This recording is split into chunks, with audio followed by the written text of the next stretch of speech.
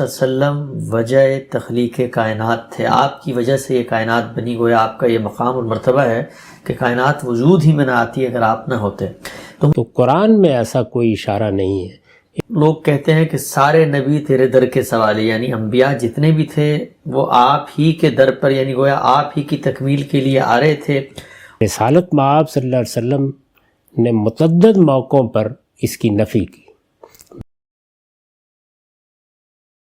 کچھ چیزیں ہیں جن کے بارے میں ایک عام مسلمان جس وقت خاص طور پہ یہ دن آتا ہے، یہ موقع آتا ہے، تو بہت سننے کو ملتی ہیں۔ ویسے تو یہ کتابوں میں لکھی ہوئی ہیں، لیکن میں چاہتا ہوں کہ وہ تصورات جو بالعموم سوسائٹی میں آج کل بہت رائج ہیں، شائع و زائع ہیں، ان میں ایک ایک پر آپ کی میں رائے لوں۔ قرآن و سنت کی روشنی میں آپ کیسے دیکھتے ہیں ان مسائل کو؟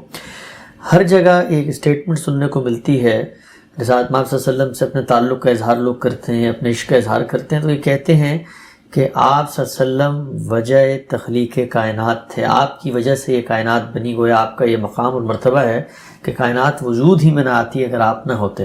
تو مجھے یہ بتائیے گا کہ یہ جو اسٹیٹمنٹ ہے یہ قرآن و سنت کی روشنی میں کیا کہی جا سکتی ہے؟ ایک مسلمان کو اس بات میں کیا رویہ اپنانا چاہیے؟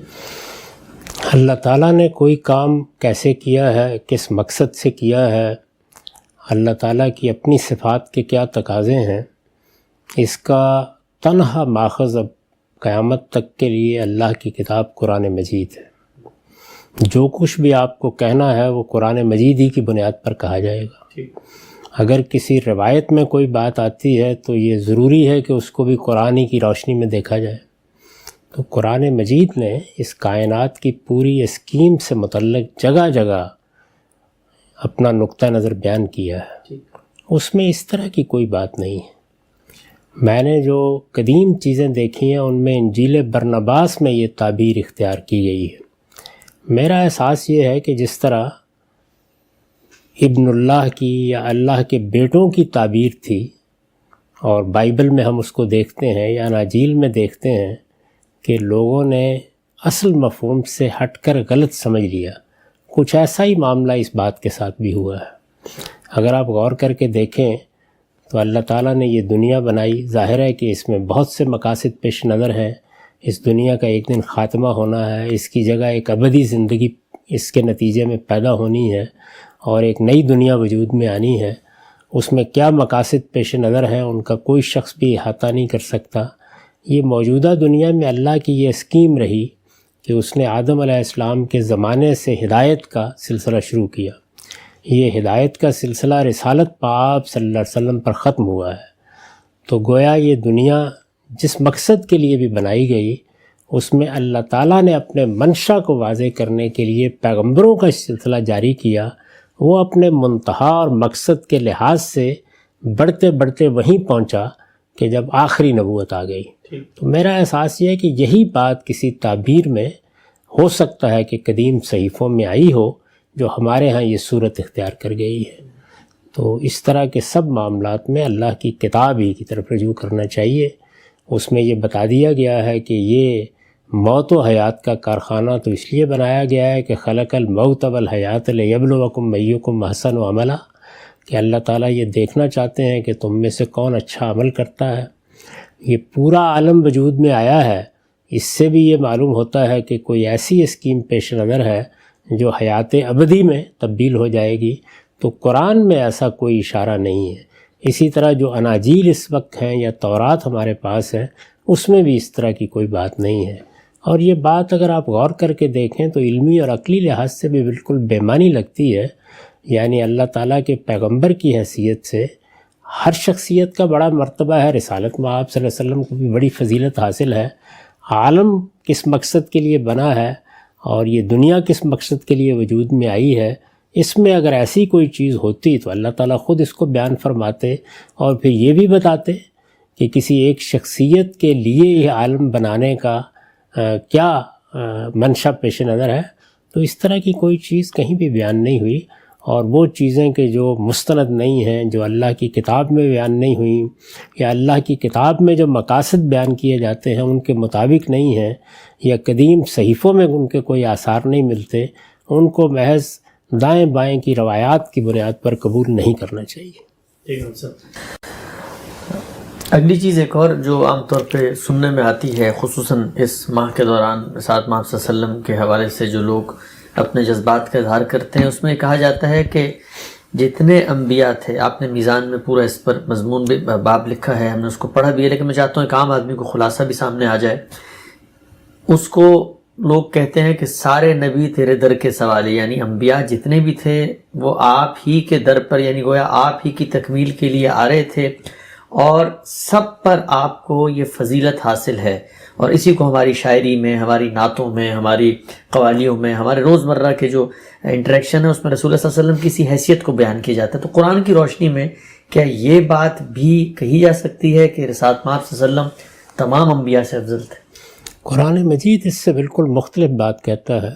وہ یہ کہتا ہے کہ یہ فضیلت کی بحثیں بالعموم امتوں کے مابین مناقشات کا باعث بن جاتی ہیں، چنانچہ اچھی طرح سمجھ لو کہ ہم نے ہر پیغمبر کو کسی نہ کسی پہلو سے دوسرے پر فضیلت دی ہے، بلکہ آگے مثالیں دے کے بتایا ہے کہ موسیٰ علیہ السلام کو ہم نے یہ فضیلت دی کہ براہ راست ان کے ساتھ کلام کیا گیا، یہ کسی اور کو فضیلت حاصل نہیں ہوئی۔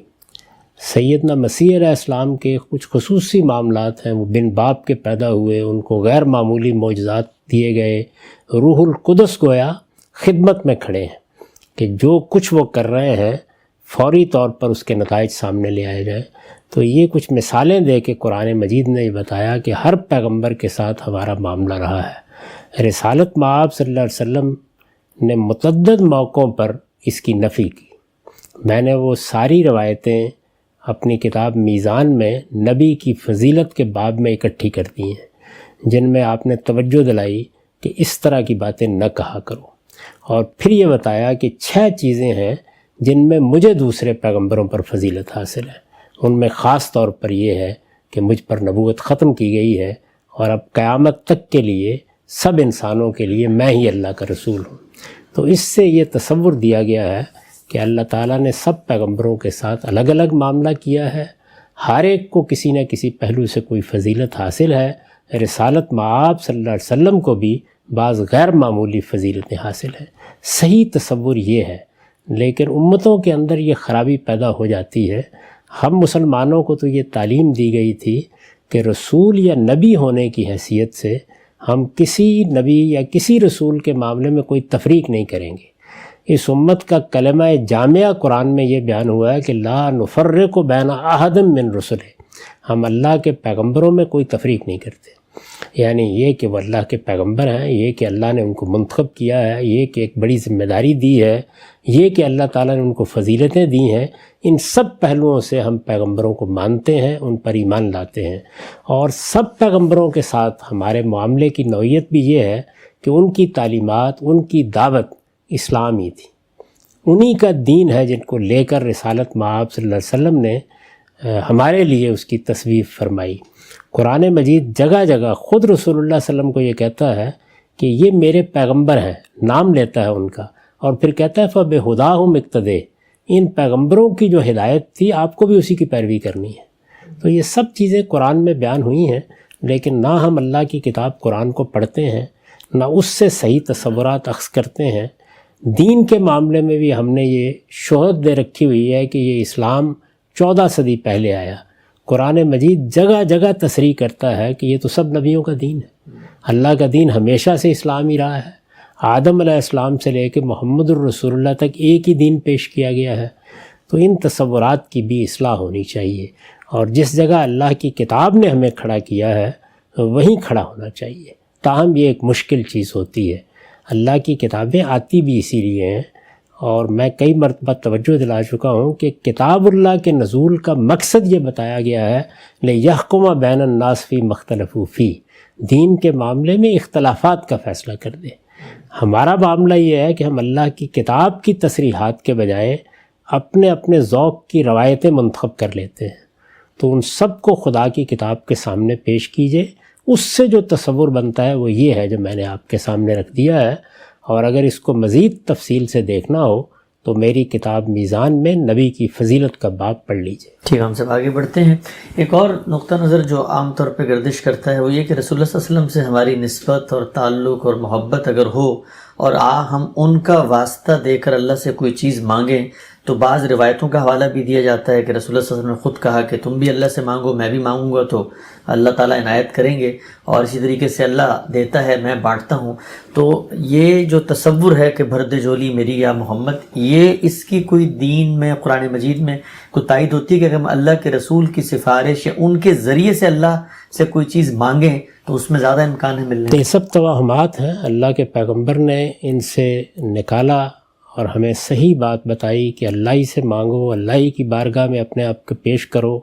اللہ کی بارگاہ میں کسی کے واسطے دینے کی کوئی ضرورت نہیں ہے۔ اللہ کی بارگاہ میں تو جا کے حمد و ثنا کے بعد اپنی ندامت، اپنا تضرع، اپنی عاجزی پیش کرنے کی ضرورت ہوتی ہے، اور بارگاہ خداوندی سے آپ رحمت کی توقع کرتے ہیں، ہاتھ اٹھاتے ہیں، دعائیں کرتے ہیں، اور یہ طریقہ ہی پیغمبروں کا سکھایا ہوا طریقہ ہے۔ خود رسالت مآب صلی اللہ علیہ وسلم نے یہی طریقہ سکھایا۔ جو بات قرآن میں کہی گئی وہ یہ تھی کہ رسول اللہ صلی اللہ علیہ وسلم کے سامنے اگر تم جاتے ہو تو جا کے ان سے درخواست کرو اس بات کی کہ تم اگر توبہ کر رہے ہو، تم مغفرت چاہ رہے ہو، تم نے اپنے آپ کو خدا کے سامنے ڈال دیا ہے، تو وہ بھی اللہ سے درخواست کریں کہ تمہیں معاف کر دیا جائے۔ یہ بات تھی، اور یہ بات اپنی جگہ بالکل ٹھیک ہے، اس لیے کہ آج بھی آپ کسی بزرگ سے بھی بعض اوقات کہتے ہیں، اپنے کسی بڑے سے بھی کہتے ہیں، کسی استاد سے بھی کہتے ہیں کہ آپ بھی میرے لیے مغفرت کی دعا کیجئے یا معافی کی درخواست کیجئے۔ تو اللہ کے حضور میں درخواست کرنے میں کوئی معنی نہیں ہے، وہ میں کروں، آپ کریں، کوئی خدا کا پیغمبر کرے، اگر کوئی ہمارا بزرگ کرے، درخواست کرنی ہے۔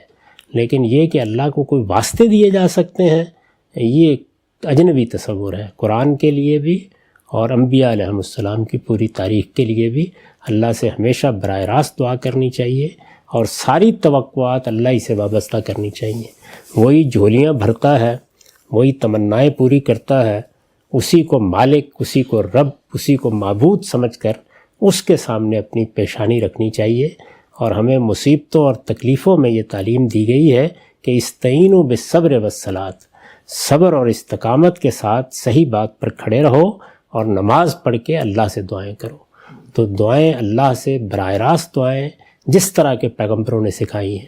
قرآن مجید میں پیغمبروں کی دعائیں بیان ہوئی ہیں، حدیثوں میں رسالت مآب صلی اللہ علیہ وسلم کی دعائیں بیان ہوئی ہیں، سب دعائیں براہ راست اللہ تعالیٰ سے ہیں۔ دعا کا ادب وہی ہے جو سورہ فاتحہ میں سکھایا گیا ہے۔ اللہ کی حمد و ثنا کیجئے، اللہ کے ساتھ اپنے تعلق کو بیان کیجئے۔ وہ تعلق کیا ہے؟ بہت عمدہ تعلیم ہے جو ہر نماز میں دی جاتی ہے۔ الحمدللہ رب العالمین الرحمن الرحیم مالک یوم الدین، یہ گویا اللہ تعالیٰ کی حمد، ثنا اور اللہ کی بادشاہی کا اقرار ہے، اور اس کے بعد اپنے تعلق کا اظہار ہے۔ ایاک نعبد و ایاک نستعین، یہ کریں، اس کے بعد جو مانگنا ہے مانگیں۔ اس میں ہم اللہ سے صراط مستقیم یا سیدھی راہ کی ہدایت مانگتے ہیں۔ ہم عاجز بندے ہیں، اور بھی بہت سی چیزیں مانگنے کی ہیں، تو وہ اس طرح سے ان آداب کے ساتھ مانگنی چاہیے۔ اللہ تعالیٰ نے یہ طریقہ نہ قرآن میں بتایا ہے، نہ رسول اللہ صلی اللہ علیہ وسلم نے یہ طریقہ ہمیں اپنی زندگی میں اپنے نمونے سے یا اپنی دعاؤں میں بتایا ہے۔ تو اللہ کے بتائے ہوئے طریقے ہی پر اللہ تعالیٰ کے سب معاملات کرنے چاہیے۔ اللہ تعالیٰ کے معاملے میں کسی قیاس یا اجتہاد کی گنجائش نہیں ہوتی۔ یہاں تو جو بات کہہ دی گئی، جس طرح کہہ دی گئی، جیسے بتا دی گئی، اسی طرح ہونی چاہیے۔ رہ گئی یہ بات کہ اللہ دیتا ہے اور میں بانٹتا ہوں، تو اس کا مقصد کیا ہے؟ اس کا مقصد یہ ہے کہ اللہ ہدایت دیتا ہے، اللہ کرم فرماتا ہے، اس نے غنی کیا ہے ہدایت دے کر، اس نے قرآن نازل کیا ہے، تو حضور فرماتے ہیں کہ میں وہ تقسیم کرتا ہوں۔ اسی طریقے سے یہ بات ان موقعوں پر کہی گئی جب کہ خمس وغیرہ کی تقسیم کا معاملہ تھا، یعنی رسالت مآب صلی اللہ علیہ وسلم کے زمانے ہی میں مسلمانوں کو بہت مال و دولت حاصل ہوا، تو اس میں بھی آپ نے گویا یہ بتایا کہ یہ میرا معاملہ نہیں ہے کہ تم مجھ سے کچھ توقع رکھتے ہو، یہ خدا کی عنایت ہے جو ہم پر ہو رہی ہے، اور بہت سی غنیمتیں آ رہی ہیں، میں تو صرف اللہ کے بتائے ہوئے طریقے کے مطابق تقسیم کر دیتا ہوں۔ میرا معاملہ یہی ہے کہ میں تمہیں جو کچھ اللہ کہتا ہے اس کے مطابق دے دوں۔ اس سے یہ مطلب نکال لینا کہ اب ہم نے بیٹے رسالت مآب صلی اللہ علیہ وسلم سے مانگنے ہیں اور ہم نے آرزوئیں اپنی پیش کرنی ہیں اور اپنی تمنائیں سامنے رکھنی ہیں، وہ سب اللہ ہی سے رکھی جائیں گی۔ یہی توحید ہے، ایاک نعبد و ایاک نستعین۔ جان صاحب ایک اور چیز جو زیر بحث رہتی ہے ان دنوں وہ یہ کہ رسالت مآب صلی اللہ علیہ وسلم کا مرتبہ ہم بیان کرتے ہوئے کہتے ہیں کہ وہ انسان نہیں تھے، وہ تو ایک نور تھے، وہ ہم اپنے آپ سے کیسے ان کو ملا سکتے ہیں؟ تو ایک عام آدمی اس سوال کا جواب اللہ کی کتاب میں اگر جا کے دریافت کرنا چاہے کہ رسالت مآب صلی اللہ علیہ وسلم نور تھے یا بشر تھے تو ہمیں کیا رہنمائی ملتی ہے اس حوالے سے؟ قرآن مجید میں جگہ جگہ یہ بتایا گیا ہے کہ ہم نے جب بھی کسی قوم کی طرف پیغمبر بھیجے ہیں تو انسانوں کی طرف انسان بھیجے ہیں، فرشتوں کی طرف فرشتے بھیجے ہیں، اور اسی طریقے سے جنوں کی طرف جن بھیجے ہیں۔ یعنی اگر کسی قوم کی طرف کوئی پیغامبری کرنی ہے تو اسی کے ذریعے سے کی جائے گی۔ تو اللہ تعالیٰ نے تو جگہ جگہ یہ بات بتائی، اور پھر رسالت مآب صلی اللہ علیہ وسلم سے یہ کہا کہ کل انما انا بشر مثلکم یوحی الیہ، یعنی میں تمہاری طرح ایک انسان ہوں۔ یہ تمہاری طرح کا مطلب مرتبے میں تمہاری طرح نہیں ہے بلکہ بشریت کے لحاظ سے، یعنی جیسے ہم انسان ہیں، رسالت مآب صلی اللہ علیہ وسلم بھی انسان تھے۔ انسانوں میں سے یہ شرف بخشا گیا بہت سے لوگوں کو کہ انہیں اللہ نے نبوت دی۔ موسیٰ علیہ السلام بھی انسان تھے، مسیح علیہ السلام بھی انسان تھے۔ ساری لڑائی یہی ہے۔ مسیح علیہ السلام کو جب مسیحیوں نے اللہ کا بیٹا بنا دیا تو قرآن نے اس کی تردید کی اور یہ کہا کہ وہ اللہ کے ایک بندے ہیں، اس کے سوا کچھ نہیں ہے۔ تو اللہ کے بندوں ہی کی حیثیت سے پیغمبروں کو پیش کیا گیا ہے۔ باقی رہ گئی یہ بات کہ ہماری طرح، تو ہم تو سب ایک دوسرے کی طرح نہیں ہیں۔ کسی کو کوئی فضیلتیں حاصل ہیں، کسی کو کوئی صلاحیتیں حاصل ہیں، کسی کو اللہ تعالیٰ نے ایسی چیزیں دی ہیں کہ جو دوسروں کے لیے بہت قابل رشک ہو جاتی ہیں۔ یہ سب خصائص ہیں، اوصاف ہیں، لیکن ہم سب انسان ہیں۔ تو رسالت مآب صلی اللہ علیہ وسلم بھی انسانوں کے لیے باعث شرف ہوئے۔ آپ انسانیت کا کہ گل سرسبد ہیں، تو آپ انسان کی حیثیت سے پیغمبر بنائے گئے، اور آپ کا اصل شرف یہ ہے کہ اللہ نے آپ کو پیغمبر بنایا، خاتم النبیین بنایا، رحمت للعالمین بنایا، اور اب قیامت تک کے لیے آپ ہی دین کا ماخذ ہیں۔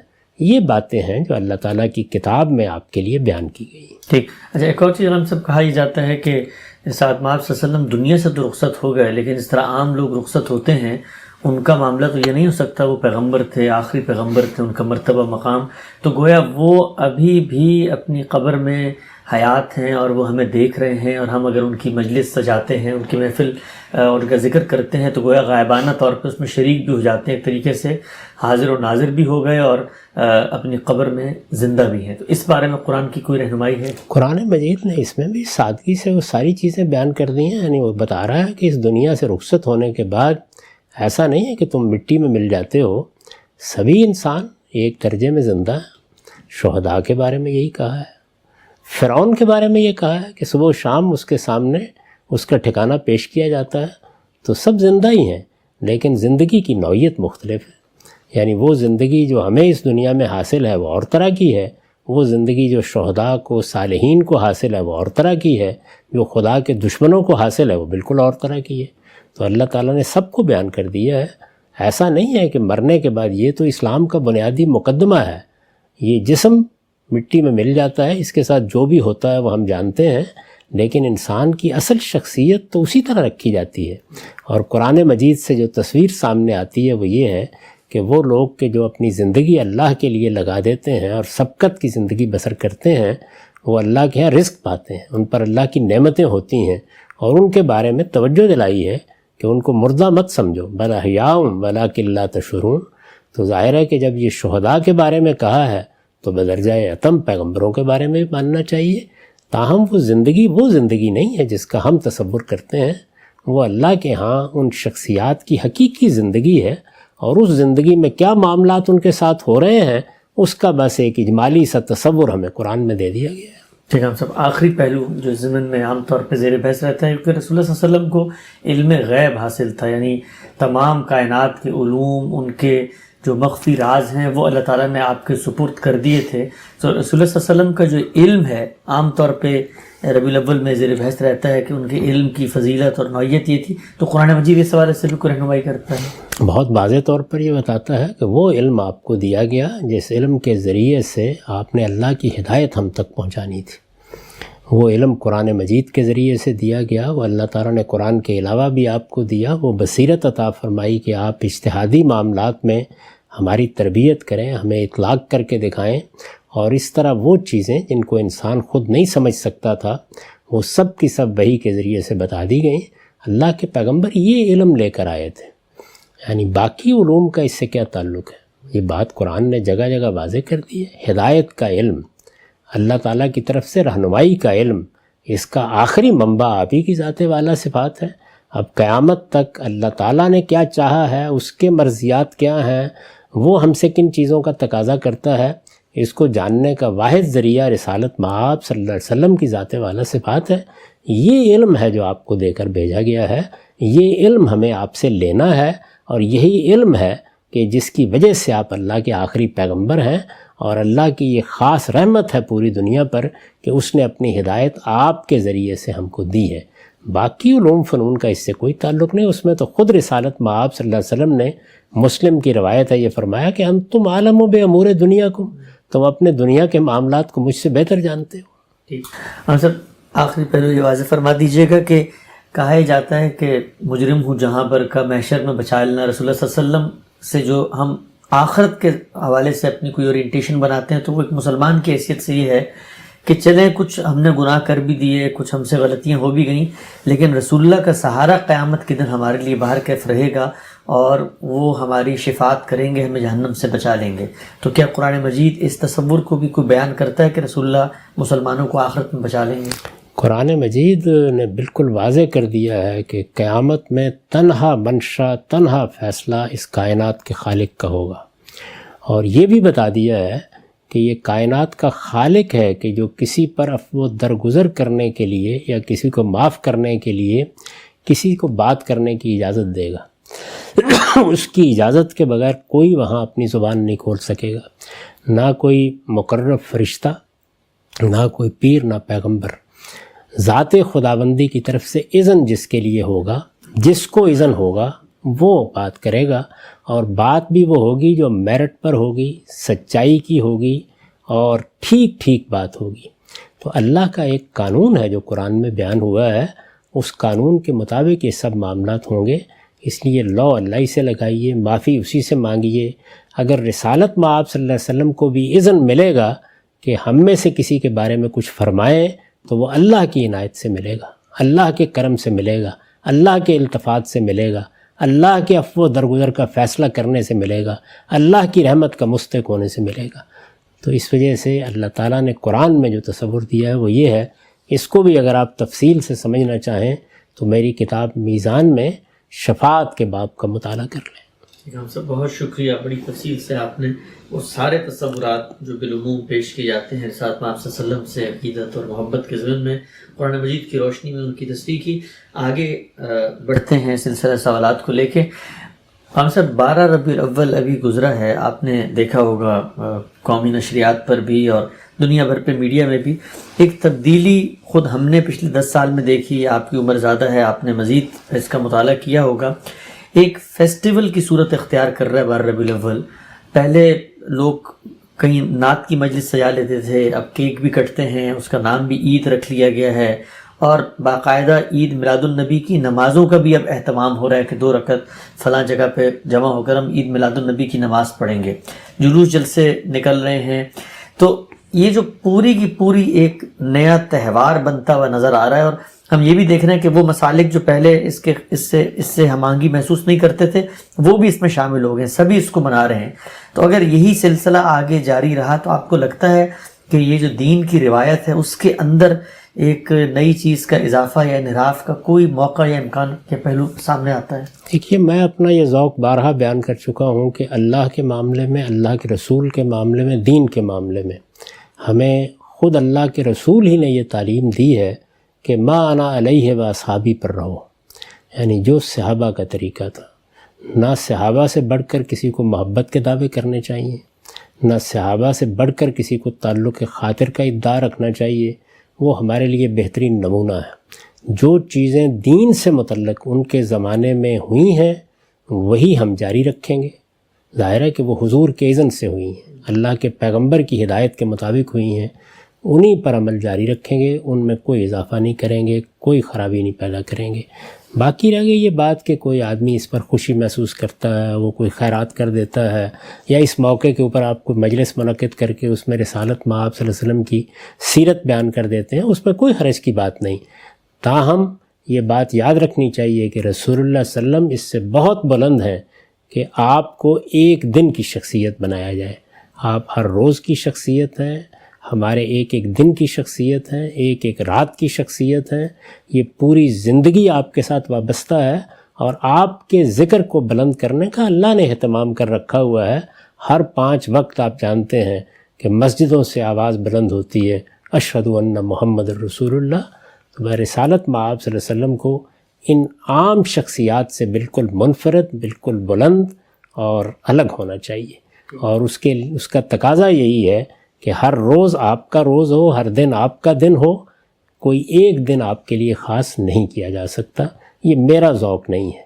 تاہم جتنی چیزیں میں نے عرض کر دی ہیں وہ اگر شائستگی سے ایک دائرے کے اندر ہوں تو ان میں کسی جگہ بھی کوئی حرج نہیں۔ آپ روز ایسی مجالس منعقد کریں جس میں رسول اللہ صلی اللہ علیہ وسلم کی سیرت بیان کی جائے، آپ کے اخلاق لوگوں کو بتائے جائیں، آپ کی تعلیمات سے متعارف کرایا جائے، اس میں کوئی معنی نہیں ہے۔ اسی طرح خاص اس دن بھی اگر کوئی خوشی کا اظہار آدمی کر لیتا ہے تو ایک دائرے کے اندر اس کو بھی ملحوظ رکھا جائے گا، لیکن اس کو صحابہ کرام کے طریقے کے قریب رکھنا چاہیے۔ یعنی رسول اللہ صلی اللہ علیہ وسلم کے صحابہ سیدنا ابو بکر، سیدنا عمر، سیدنا عثمان، سیدنا علی، اسی طرح جتنے باقی صحابہ ہیں ان کو اللہ نے اقتدار دیا، قوت دی، سلطنت ہوئی، وہ چاہتے تو ہنگامہ برپا کر دیتے، جشن مناتے، لیکن یہ طریقے انہوں نے اختیار نہیں کیے۔ تو ہمارے ہاں جو دین میں تہوار مقرر کیے گئے ہیں دینی لحاظ سے، یعنی دنیوی اعتبار سے اب 10 تہوار مقرر کر لیں، اس میں کوئی اعتراض نہیں۔ دین میں جو تہوار مقرر کیے گئے ہیں وہ 2 ہی ہیں، ایک عید الفطر اور ایک عید الاضحیٰ۔ یہ کس نے مقرر کیے ہیں؟ یہ رسالت مآب صلی اللہ علیہ وسلم نے مقرر کیے ہیں۔ تو آپ کی پیروی میں تہوار تو یہی رہیں گے، باقی کسی کے جذبات کا اظہار، محبت کا اظہار، تعلق خاطر کا اظہار، سیرت کا بیان، لوگوں کی تعلیم، یہ سب چیزیں بالکل ٹھیک ہیں، ان میں کوئی اعتراض نہیں۔ اس سے آگے بڑھ کر کوئی ایسا کام نہیں کرنا چاہیے جو صحابہ کرام کے طریقے سے ہمیں ہٹا دے، کیونکہ اللہ کے رسول کی تعلیم یہی ہے کہ اپنے دین کو ٹھیک اس جگہ پر قائم رکھو، ما انا علیہ و صحابی، جس پر میں نے اور میرے صحابہ نے زندگی بسر کی ہے۔ اجغام صاحب، لیکن عید میلاد النبی کی کوئی نماز ادا کرتا ہے اور کہتا ہے کہ فلاں جگہ فلاں وقت میں ہم 2 رکعت نماز پڑھیں گے عید میلاد النبی کی، تو پھر دینی شرعی لحاظ سے اس کا کیا حکم؟ یہ بالکل بدعت ہوگی، اس کے قریب بھی نہیں جانا چاہیے، اور رسول اللہ نے فرمایا ہے کہ میرے دین میں جس نے بھی کوئی نئی بات ایجاد کی وہ سر تسر گمراہی ہے، اور کل ضلالت فی النار، اس کا انجام جہنم ہے۔ تو اس لیے ایسی چیزوں سے بچنا چاہیے۔ یہی چیز سورہ اعراف میں بیان کی ہے، جہاں 5 ان چیزوں کا ذکر کیا ہے جن کو اللہ نے حرام قرار دیا ہے، ان بنیادی چیزوں کا۔ تو اس میں یہ بتا دیا گیا ہے کہ ان تقولوا علی اللہ ما لا تعلمون، اللہ کی نسبت سے کوئی ایسی بات نہ کرو کہ جس کو تم نہیں جانتے۔ اگر کوئی نماز اس دن پڑھنا ہوتی تو اللہ کے رسول اس کو شروع کرتے، قائم کرتے۔ خود آپ کا کیا طریقہ تھا؟ اگر لوگ اس کو اختیار کریں تو کتنی پاکیزہ بات ہے کہ لوگوں نے پوچھا کہ آپ پیر کا روزہ رکھتے ہیں، تو فرمایا کہ ہاں اس دن میری پیدائش ہوئی تھی۔ تو اگر لوگوں نے اس یاد کو قائم رکھنا ہے تو ایسا کیوں نہ کریں کہ اس دن روزہ رکھیں، رسالت مآب صلی اللہ علیہ وسلم کی اتباع بھی ہوگی، پیروی بھی ہوگی۔ میں جو بنیادی بات عرض کر رہا ہوں وہ یہ ہے کہ اللہ کے رسول اور رسول اللہ صلی اللہ علیہ وسلم کے صحابہ، یعنی محمد الرسول اللہ والذین معہ، ان کے طریقے ہی پر قائم رہنے کا نام دین ہے۔ دین میں اس سے آگے کچھ نہیں ہو سکتا۔